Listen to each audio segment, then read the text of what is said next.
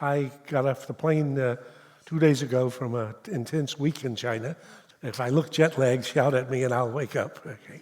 I had a chance to talk and listen to the leaders of the government, the academy, think tanks, the business community, and I can report to you that folks in Beijing are almost as confused as people in Washington in trying to understand what the hell is going on. Okay?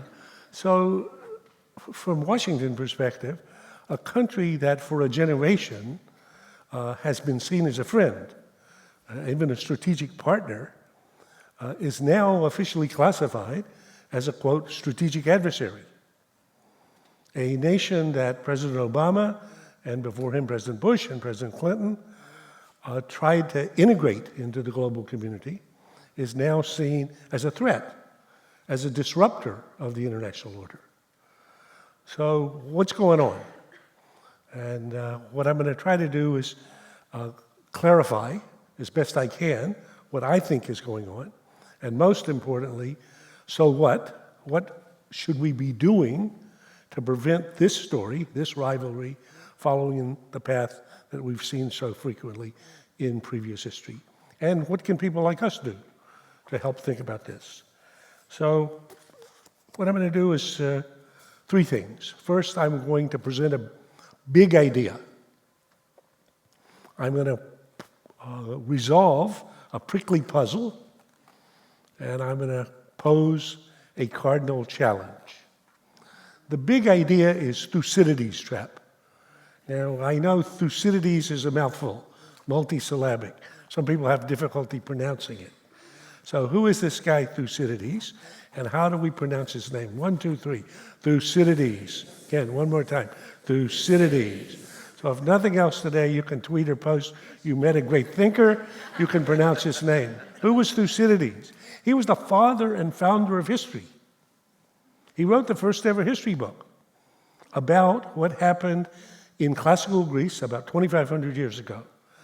And Thucydides Trap is a term I coined a few years ago to make vivid Thucydides' insight. So Thucydides' insight is that when a rising power, like Athens or China today, threatens to displace a ruling power, like Sparta or the US today, that creates a dangerous dynamic that frequently ends in war, real, bloody, devastating war. And in Thucydides' famous line, it was the rise of Athens and the fear that this instilled in Sparta that made the war inevitable. So that's Thucydides and Thucydides' Trap. Now, first, I want to make a comment about this trap. I find it difficult because I even don't know how to pronounce his name. Thucydides Trap. The Thucydides Trap. The Thucydides Trap. Thucydides Trap. The Thucydides Trap. The Thucydides Trap. Okay, so Thucydides Trap has entered the bloodstream. You now know who is Thucydides and what is Thucydides Trap. In my book, I look at the last 500 years of history.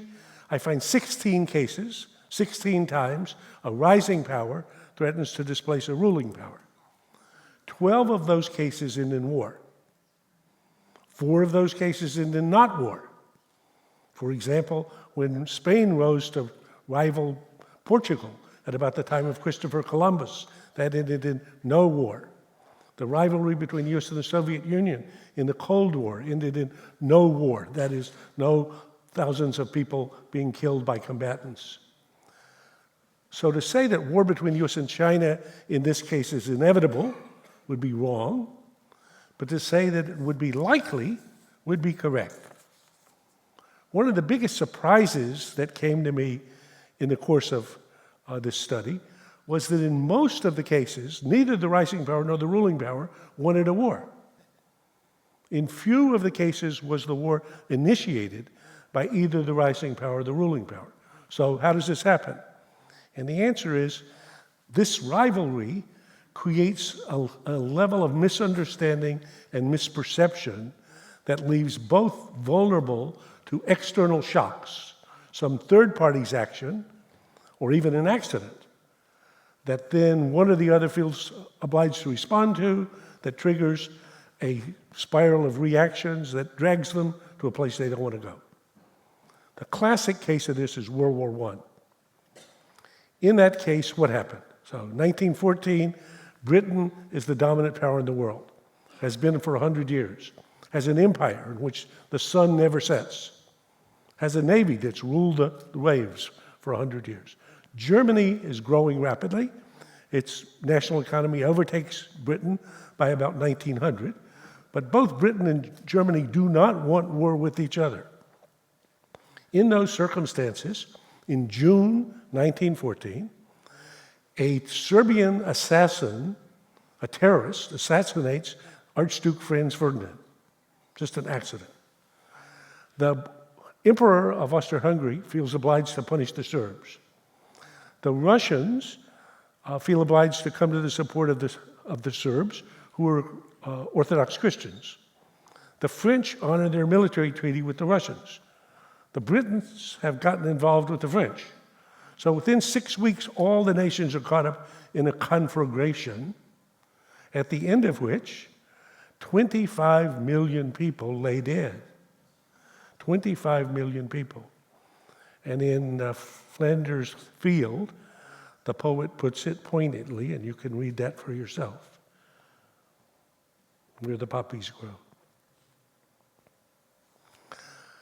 3 takeaways from this. First, you don't have to want war to get war. You may not be interested in war, but war may be interested in you. Secondly, at the end of World War I, who won? The answer is nobody. Everyone lost. Every one of the leaders lost what he cared about most. So the Austro-Hungarian emperor was trying to hold together his empire. Empire is dissolved. He's out. Russian Tsar, his whole regime has been overthrown by the Bolsheviks. Kaiser, out. France, bled of its youth for a whole generation, never really recovers as a great power. And Britain, which has been a creditor for centuries, is turned into a debtor and on a slow decline from which they've not recovered. So everyone lost. And third, after the war, one of the key players, the Chancellor of Germany, Bethmann, was asked by a colleague, well, how did you guys let this happen? And he said famously, if we only knew. So hold that thought, if we only knew. John Kennedy lived through a similar crisis, like what happened in 1914, in what's the most dangerous crisis in recorded human history, the Cuban Missile Crisis, 1962. In this event, there was a face-off between Kennedy and Khrushchev, the head of the Soviet Union. Kennedy thought there was a 1 in 3 chance that this would end in a nuclear war that would have killed hundreds of millions of people. Fortunately, he had just 2 months earlier, before the crisis, on vacation, read Barbara Tuchman's wonderful little book called on World War I, The Guns of August. And he was haunted by Batemann's line, if we only knew.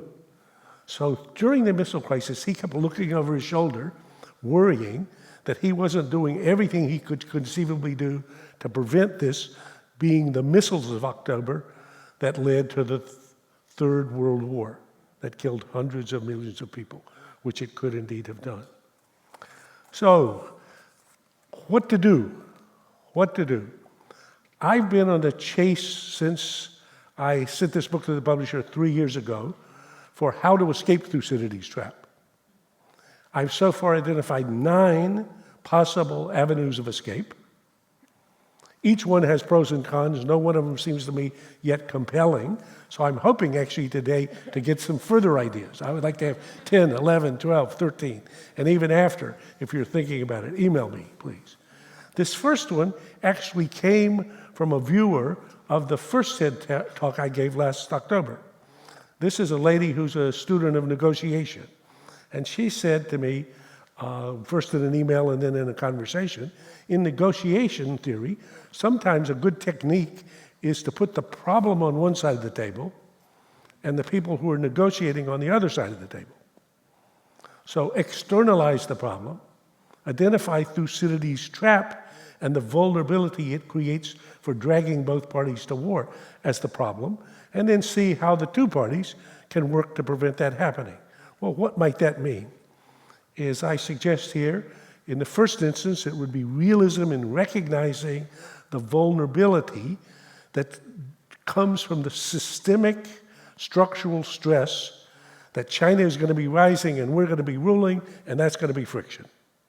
So recognize really this is a rivalry that produces huge risks. Secondly, ask ourselves what can we do to prevent crises that could drag us to war. The two at the top of my list right now are Taiwan and North Korea. And third, recognizing even if we do the best job we can, there still would be crises. We should be prepared for crises to manage them. So prepare for crisis management. Taiwan is an especially dangerous situation, which you'll hear more about in the next 10 months as they run up to their presidential election. Two of the key candidates right now are flirting with greater independence for Taiwan. China regards Taiwan as unalterably and unambiguously an integral part of the Chinese landmass.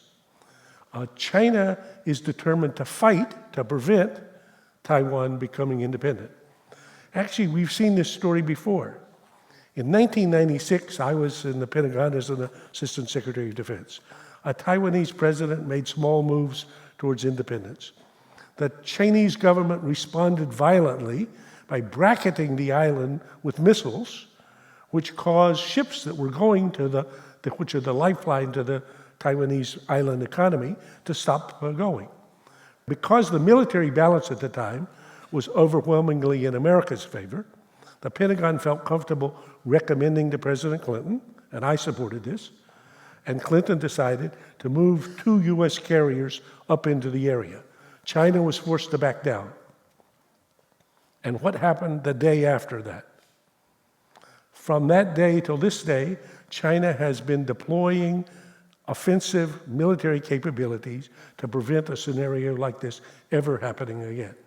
They now have deployed thousands of missiles on the mainland that would be able to attack and sink our carriers or destroyers if we replayed the same hand in another Taiwanese scenario. So if I were in the Pentagon today and we had a scenario like this, I would be very reluctant to recommend what we recommended at that time. So we should, with Chinese, now, today, be sitting down vigorously, exploring how can we prevent this going where we don't want it to go.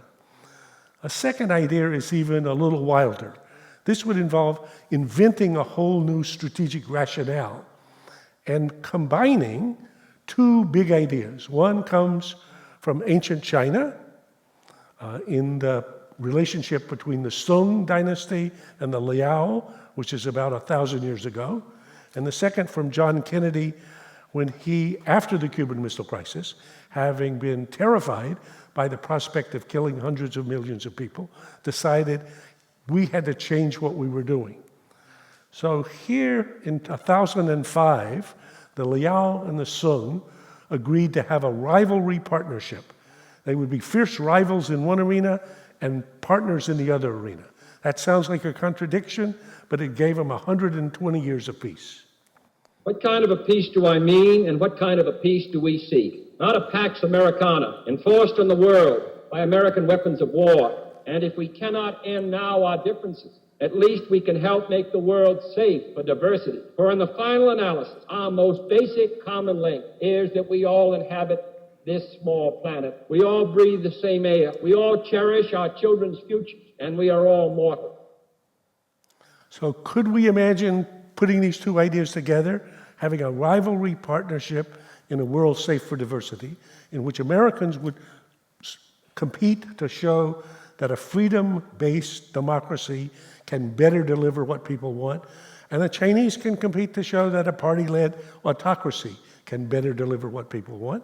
We compete in one arena, but in other arenas, for example, preventing getting dragged to war, or trying to deal with a climate which, if each of us emits greenhouse gases, makes an unsustainable biosphere, managing the global economy and financial crises. This sounds like a contradiction, But lo and behold, in the business world, this is not that strange. So life is often more complex than diplomacy. Apple and Samsung have a strange relationship. They compete and cooperate together. They sell smartphones.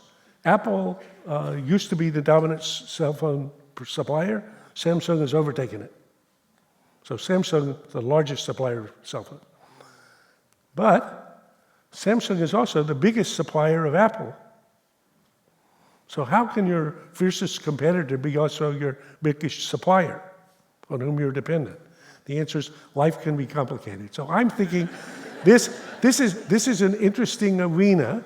So there's two small or modest items on the list of 9. I'm hoping some of you will be able to add to the list. So thank you very much.